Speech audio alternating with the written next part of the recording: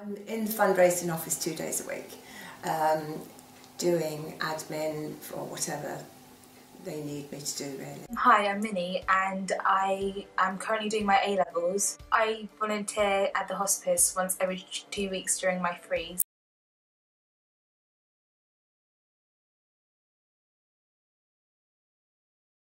Christopher Boyce. I'm a volunteer driver for the Florence Nightingale Hospice.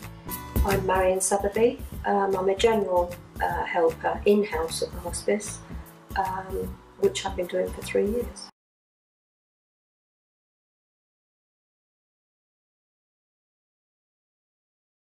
The hospice has a number of patients who come in for a day, and my role is to collect them at home 9:30, 9:45 in the morning, take them to the hospice and leave them there for a 10 o'clock start.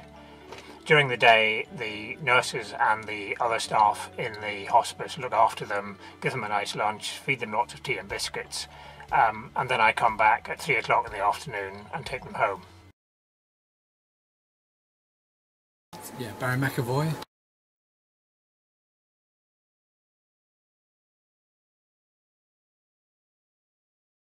The only thing I actually do here is actually the till, doing the steam cleaning, the cube incising and sorting, that sort of thing.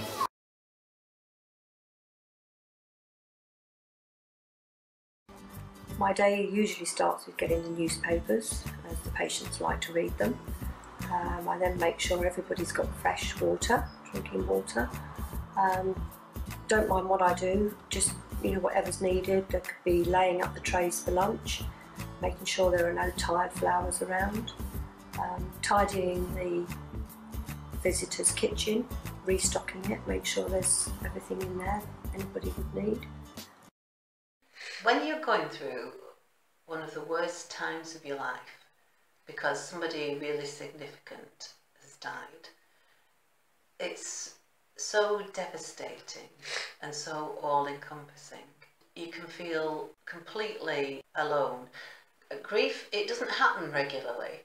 So when it does happen now and again, a lot of people can't normalise it because they're not expecting it, and they don't realise that what's happening to them is quite normal, because it's very, very upsetting. If you just think about it, if we go to the doctors because we've got a rash, we go to the doctors because we're anxious, but where do you go when your life's been ripped apart? And who do you talk to about that? And who can you sit opposite and know that they really are listening and supporting you and trying the best to just be with you in that moment?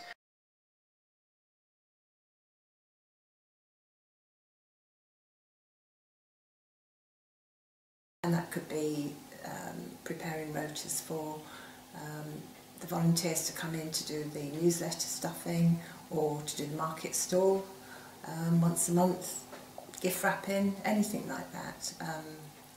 That's what I will do. Generally it's just whatever I'm needed for.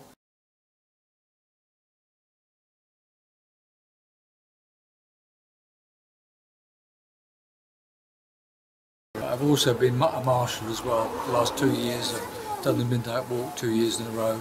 I started in the fundraising 10 years ago, and one of my first jobs was to do the trade light, and I've done it ever since. And so I'm very involved in that. Also a midnight walk, that's another thing I've been doing a long time. Not only on the admin side, but helping at the actual events as well.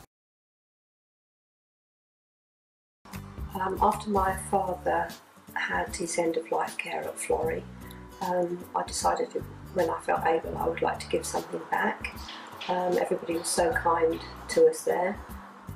Mum and I stayed with him the whole time he was there. It was just, everybody was so kind that I just thought it would be nice to be able to do something in return. When I retired about 4 years ago, I wanted to do something outside my own community. I live in a little village, I do lots of things there, but I wanted to help, I wanted to get involved with people outside my village. Primarily, it was my way of giving something back to them for all the help that they had given to me over the years with the friends and relatives that I had in the hospice and sadly lost. It was just my way of saying thank you. I've always wanted to do some volunteer work. For example, my dad, he's always been a huge part of volunteering, and I think that's one of the reasons why I wanted to do it, because I wanted to help out like he does.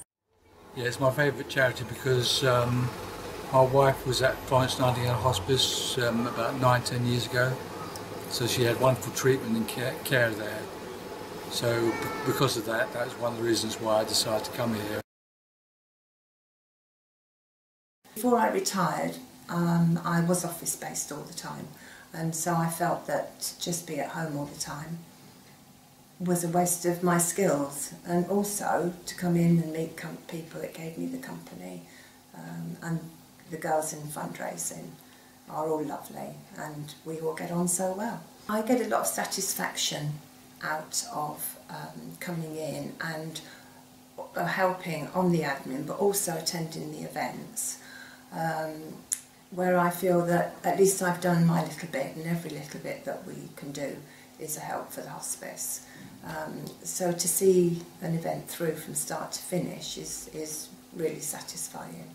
The girls in the office are all really friendly. They're all a lot younger than me, but they do keep me young at heart. Well, I like to think that anyway. Yeah, my favourite part of volunteering is the patient contact, so the fact that they can open up to you so easily and they don't mind having a 5 or 10 minute chat with you, and how happy they get afterwards, after you serve them tea and give them some cake, and talking to the patient's family as well, because it's a lot of stress on them at times because their family members are in hospital. I love volunteering. It's my favourite charity, and I love helping people, and of course people here are always very friendly, the customers and the staff and the manager are always very friendly. The staff in the hospice are remarkable people. The level of care is outstanding. They're such lovely people, and there's a lot of humour in the hospice as well. There's a lot of laughter, a lot of banter goes on, and if people could see that and get a sense of what a terrific place it is and what lovely care the patients get, then I think people would want to contribute to that. I certainly feel privileged to be involved with that.